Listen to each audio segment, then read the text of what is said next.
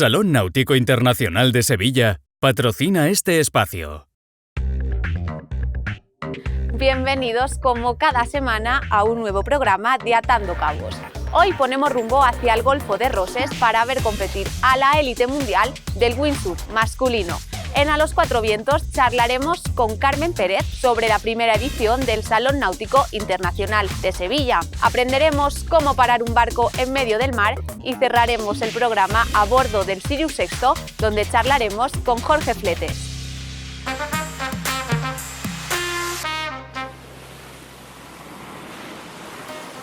Desde 1999, el circuito mundial de la PWA lleva haciendo escala en Sant Pere Pescador, concentrando a los mejores riders en la lucha por el título mundial.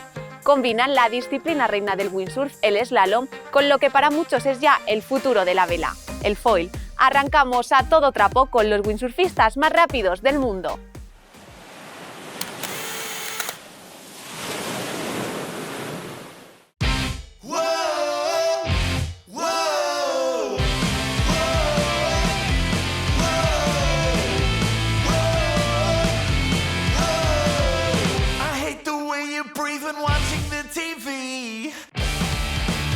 Più vento oggi e sono partito perfetto in tutte le batterie e sono più veloce col vento forte, quindi spero che continui così. Adesso abbiamo ancora qualche gara, ma spero di continuare allo stesso modo. So che il mio punto debole è il vento leggero e quindi comunque mi sono salvato nel vento leggero, ero ancora nei primi 10 e per me è buono, e con il vento forte sono andato forte e quindi in realtà sono soddisfatto della prova che ho fatto.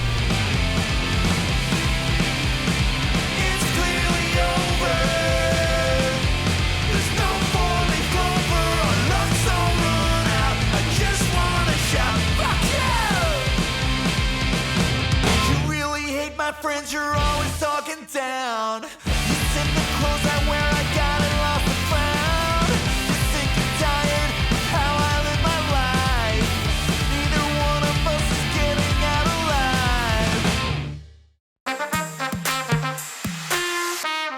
Hoy en la sección A los Cuatro Vientos, Paula está con Carmen Pérez para descubrir los entresijos del Salón Náutico Internacional de Sevilla, que este año llega por primera vez a orillas del Guadalquivir.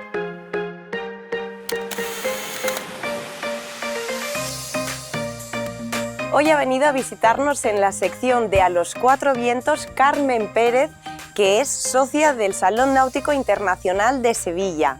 Carmen, cuéntanos en qué momento y cómo os disteis cuenta que había un nicho de mercado para vosotros. Pues yo creo que fue aproximadamente en mayo del año pasado cuando detectamos que había un vacío en el sector en todo lo que es la zona sur de la región española, ¿no?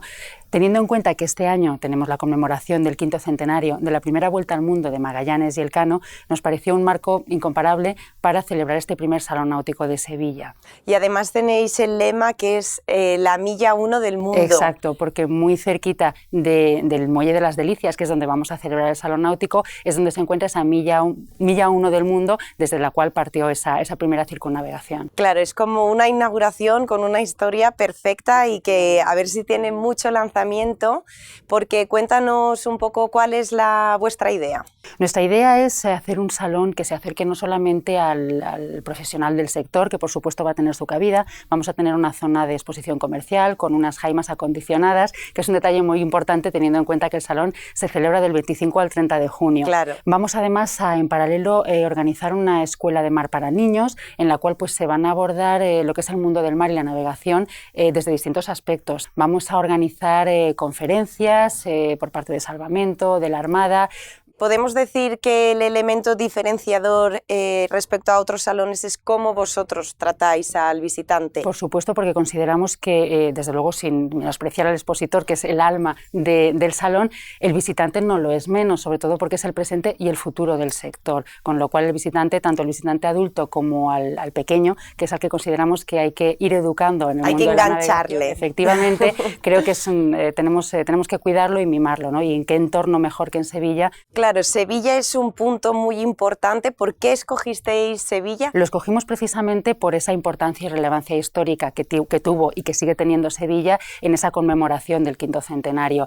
Y consideramos que era un enclave maravilloso, que además la forma de poder acercar, si queríamos acercarlo a un público pues infantil y a un público o de todas las edades, teníamos que buscar un enclave que fuese como muy familiar, que tuviese un buen clima y por eso elegimos Sevilla, pero sobre todo partiendo por esa importancia histórica. Y además, Carmen, algo que tenéis vosotros y que no está presente en todos los salones es la importancia que les habéis dado a las actividades subacuáticas. Efectivamente, porque en la zona de expositores vamos a tener una piscina para bautismos de buceo y una zona específica de actividades subacuáticas, que es algo que nos diferencia porque hasta ahora, si no nos equivocamos, no se había dado en ningún salón náutico. Claro, y bueno, ya luego para cerrar el círculo, la gastronomía, la cultura, todo lo que nos ofrece de Sevilla. hecho, te agradezco que lo comentes porque vamos a organizar en paralelo al salón, vamos a tener un show cooking patrocinado por Aceite de Coral, el oro del mar, en el que cada día un chef distinto va a preparar unas recetas de cocina tradicional local, ¡Qué bien! en la que bueno. además luego vamos a organizar un cóctel para ofrecérselo a la prensa y pues bueno, hacer algo un poquito más en torno a ese salón. Además vamos a organizar una serie de conferencias, no sé si te lo había comentado antes, y en el río va a haber una serie de actividades, una serie de exhibiciones, unas simulaciones de rescates, unas cosas muy interesantes. No vamos a parar, no vamos a parar. Va a ser 5 días muy intensos. Muy intensos, porque además el salón se celebrará de 10 de la mañana a 8 de la tarde, y cuando lleguen las 8 de la tarde tenemos pues no va a ser sorpresa porque te lo voy a contar yo ahora, pero vamos a tener... Bien, agradezco que aproveches atando cabos para contarnos la primicia. Efectivamente, tenemos un pasacalles diario que marcará el final de la jornada laboral. ¿Qué opinan las instituciones de Andalucía y Sevilla respecto a este proyecto? Lógicamente, la primera vez que haces algo es importantísimo contar con el respaldo de las instituciones, pero a la vez, lógicamente, la primera vez que haces algo, pues no se puede saber, no hay un baremo de credibilidad del proyecto. Claro. Por suerte hemos conseguido demostrar con profesionalidad y con tesón, hemos conseguido demostrar la viabilidad de nuestro proyecto y gracias a eso contar con el respaldo de las instituciones. Suena todo maravillosamente bien, no sé si quieres hacer algún apunte más. Simplemente, pues bueno, invitaros a que vengáis a Sevilla, a que disfrutéis del mar y de la navegación, que el mar tiene que... creo que no somos conscientes a veces de la importancia que tiene la navegación hoy en día. Objetivo, no dar la espalda al mar. El mar tiene que unirnos y no separarnos.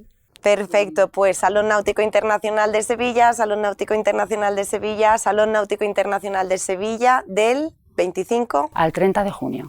Carmen, pues muchísimas gracias por tanta información, nos lo has contado de maravilla. Vamos a ir seguro. Gracias a vosotros y contamos con vuestra presencia. Por supuesto que sí. Recordamos en Sevilla la primera edición del Salón Náutico Internacional que se celebra del 25 al 30 de junio. Maniobrar para evitar un obstáculo o reducir la velocidad del barco es habitual en la navegación a vela, pero ante una emergencia, ¿cómo podríamos parar totalmente la embarcación si nos encontramos en medio del mar? Si os suenan los conceptos zona muerta y 45 grados, por ahí van los tiros.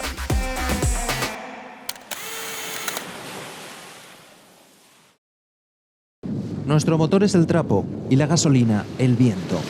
Parar un barco no es algo habitual cuando hablamos de navegación a vela y en caso de emergencia lo normal será maniobrar para evitar un obstáculo y por supuesto reducir la velocidad. Si queremos parar totalmente o casi en medio del mar, hay que emplear alguna de las técnicas que os vamos a explicar a continuación.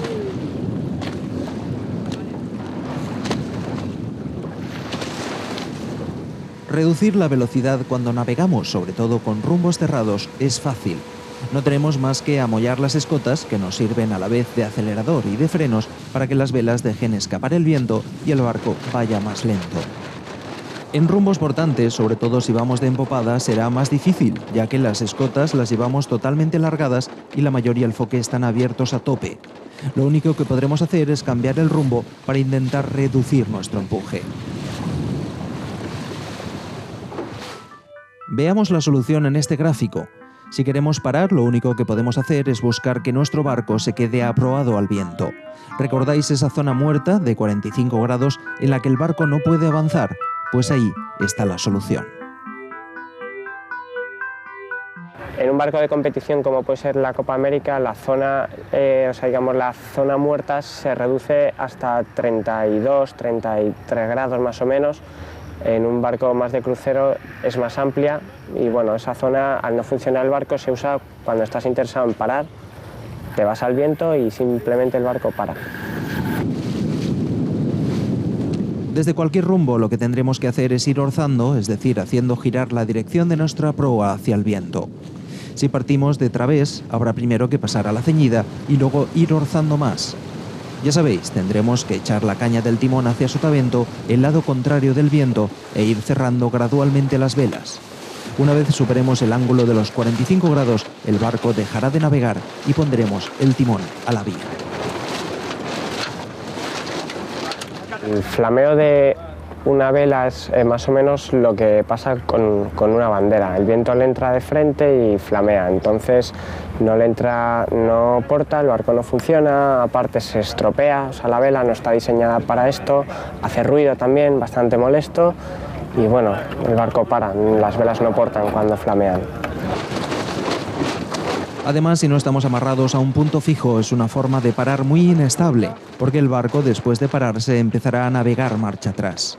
Es lo que se llama fiar. Pero también hay otras maneras de parar un barco.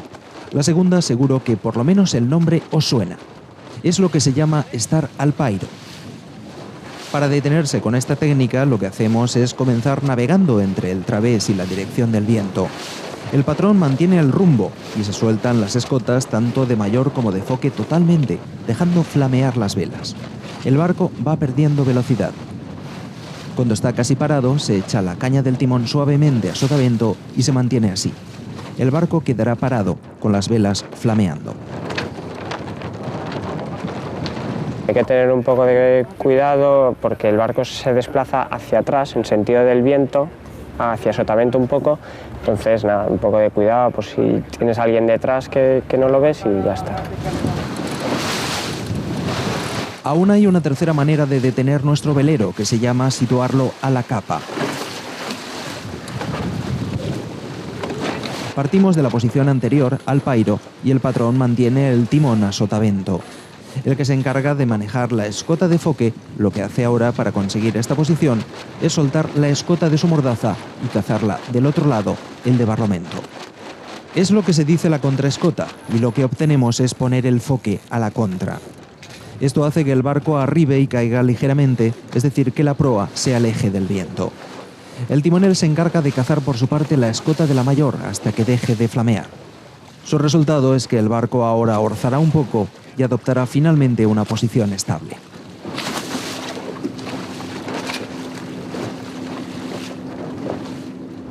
Bueno, pues estar a la capa es cuando el foque está cazado a barlovento y la mayor a sotavento en su posición normal. Entonces esto hace un equilibrio porque el foque empuja hacia un lado y la mayor hacia otro y hacen un equilibrio que hace que el barco se quede estático. Prácticamente siempre en el mar te estás moviendo un poquito, pero bueno, el equilibrio este hace que se pare el barco. Además, la gran ventaja de esta última forma de parar un barco es que ahora las velas no flamean. Al no flamear evitamos el ruido molesto que esto produce y además evitamos su desgaste, ya que esta agitación rápida del trapo ejerce una tensión-distensión que acaba haciendo que se rompan. Estas son las tres maneras de detener un velero que existen, aparte de la obvia de arriar las velas, que habría de hacerse siempre cuando estamos a la proa, es decir, cuando éstas no trabajan. Pero arriar las velas en el mar, por la dificultad que entraña, raramente se hace en vela ligera. Tened en cuenta, además, que un barco pequeño de estas características difícilmente va provisto de ancla, por lo que la circunstancia de parar se hace solo durante un corto periodo de tiempo y muy pocas veces. Bueno, pues la maniobra de parar no se suele usar mucho cuando sales a pasear ni nada, pero bueno, viene bien practicarlo un poquito por si se rompiera algo, algún inconveniente de cualquier tipo, y bueno, siempre viene bien tener el máximo control del barco. Parar, por supuesto, es importante. Hasta aquí todas las técnicas para detener un barco. Una vez queramos reanudar la marcha, lo único que tenéis que hacer es volver a hacer que las velas porten, cazando escotas y haciendo que el barco caiga hasta la zona de viento. Ya sabemos hacer andar un barco en todos los rumbos e incluso cómo pararlo. En el próximo capítulo veremos los secretos de la maniobra de la virada, una de las más bonitas y espectaculares.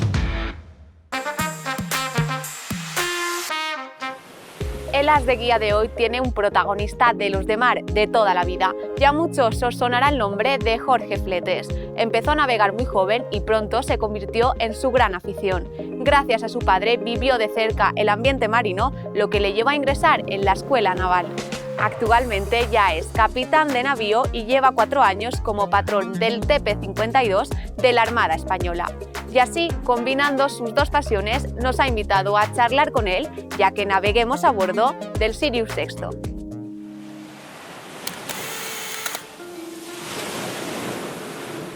Mi padre es marino, mi abuelo era marino también y tengo muchos familiares marinos, o sea, estamos muy involucrados con el mar. Yo de todas formas no navegué hasta los 16, 17 años, empecé con un tío mío a navegar en Snipe y rápidamente ya entonces me enganchó, me hice monitor de vela, empecé a navegar también en Flight Dutchman y ya cuando ingresé en la Escuela Naval en el año 77, pues ahí fue ya donde empecé, en la Armada en el 77, en la Escuela Naval en el 78 y allí fue donde empecé de verdad a navegar y me gustó todo lo que era el reto ese de ponerte en un barco, pelearte con el viento, saber dónde querías ir.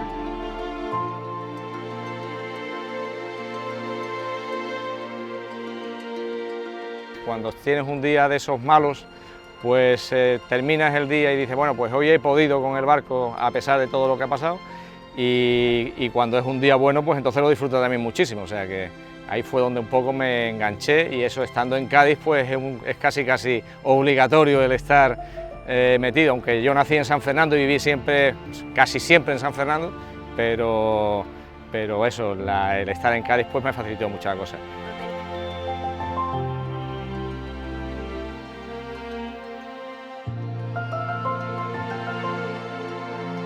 Oposité a ingresar en la Escuela Naval, ingresé a la cuarta intentona y una vez dentro pues ya entonces sí, ya estaba en lo que me gustaba y además lo de la vela pues era también ahí, tenías muchas facilidades para hacerlo, entonces ya empecé a navegar bastante y a mi mujer, la que después fue mi mujer, la conocí en una regata, con lo cual también lo tenía bastante fácil porque ya entonces era una afición común. Seguí navegando durante todo el tiempo que estuve en la Escuela Naval, salí de la Escuela Naval, seguí navegando, estuve destinado en Cádiz, seguí navegando y al año de estar allí destinado en Cádiz me fui a Estados Unidos a hacerme piloto de reactores, entonces ahí dejé un poco la vela. Cuando volví de Estados Unidos, como estaba con la escuadrilla de aviones Harrier, estaba muy ocupado, no tenía tiempo para nada, pues entonces estuve mucho tiempo sin navegar.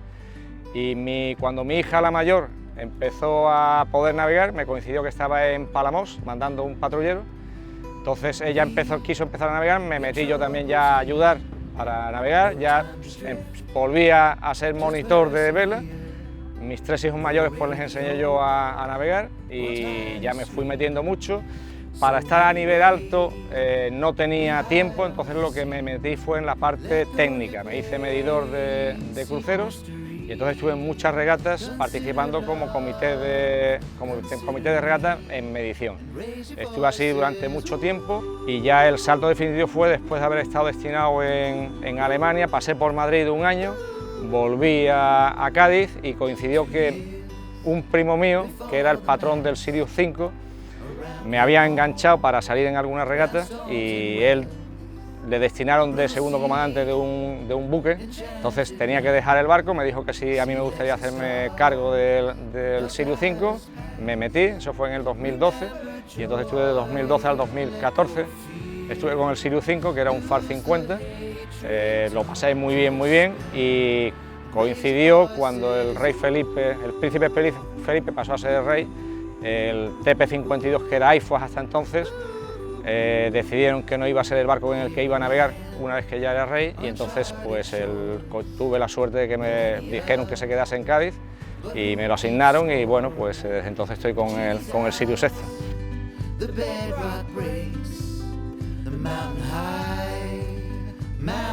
Todos los barcos que ha tenido el príncipe Felipe y después el rey pues se han llamado IFOS, Sofía al revés, y cuando dejan de ser el barco en el cual navega el príncipe Felipe, el rey Felipe, pues pasa a tener otro nombre, como cualquier otro barco de la Armada. Entonces el Ríger fue un Aifos, el Cortegada fue un Aifos, ha habido muchos barcos, menos el Sirius V, que sí que fue Sirius V siendo el príncipe patrón de ese barco, el resto siempre han sido Aifos.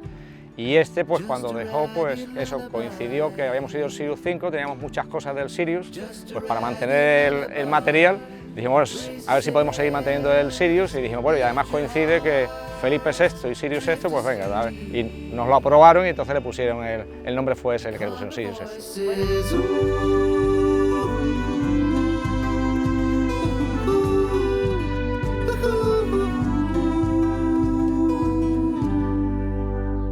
El barco es un TP-52, es de la primera serie de TP-52, este lo construyeron en Nueva Zelanda, es el segundo barco de los TP-52 que se construyeron en el año 2005, se hizo un circuito en Europa para navegar los TP-52, los Transpac 52, entonces se empezaron a hacer una serie de ellos, fueron el Bribón, el Aifos y el Caixa Galicia, fueron los tres primeros, entraron en el circuito y empezaron a hacerse más, y ya empezaron también a modernizarse. Entonces en el 2007 ya el barco había quedado, como por así decirlo, un poco anticuado. Ya estaban con la segunda serie, ahora van por la sexta serie, el barco no tiene absolutamente nada que ver, o sea, de que tiene menos desplazamiento, más peso en el bulbo, tiene más superficie bélica, pero ya este barco entonces tuvo eso hasta el 2007 en el circuito ese, que fue el Audi Med Cup, entre otros.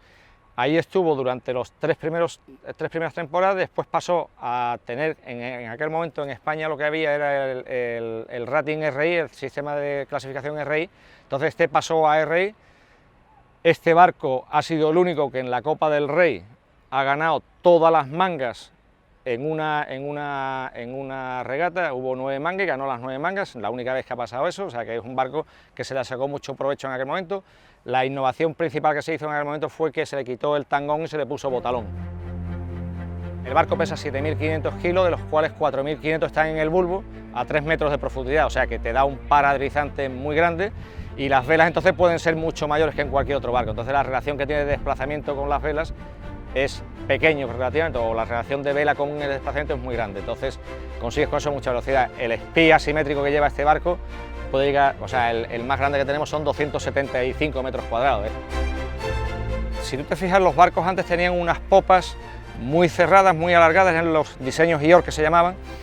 Empezaron a aumentar el volumen y este eran de los primeros que tenían el volumen en popa muy ancho. ¿Por qué? Porque son barcos para planear. El barco tiene 15,89 metros de eslora, 52 pies, que son casi 16 metros.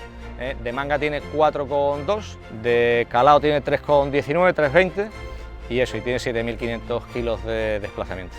En una levantera en Cádiz cogimos 19,5. 19,5 es lo máximo que yo he cogido.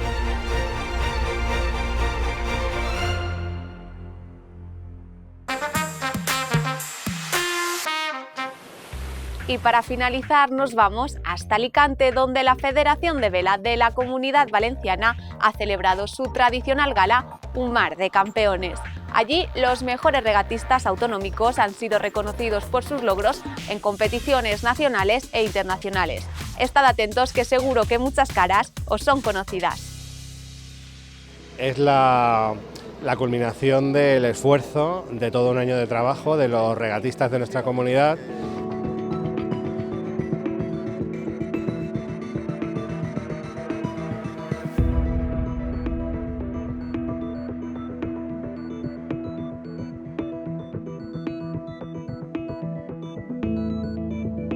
Es un honor poder recibir este trofeo y encontrarme con todos los deportistas y compañeros de otros clubes. Está bien plan reunirse porque las regatas no suelen haber muchas durante el año y pues hacer una concentración así está bien para volverles a ver y todo eso.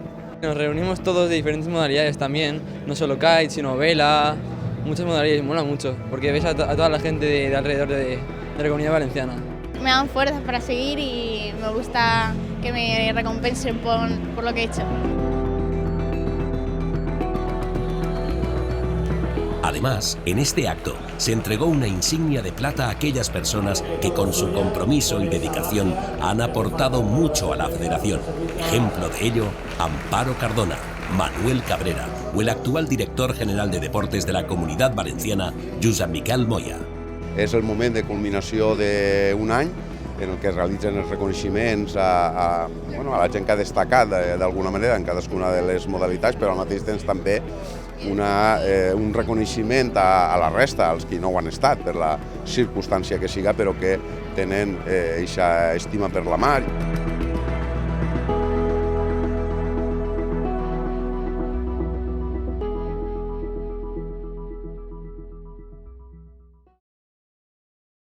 Salón Náutico Internacional de Sevilla patrocina este espacio.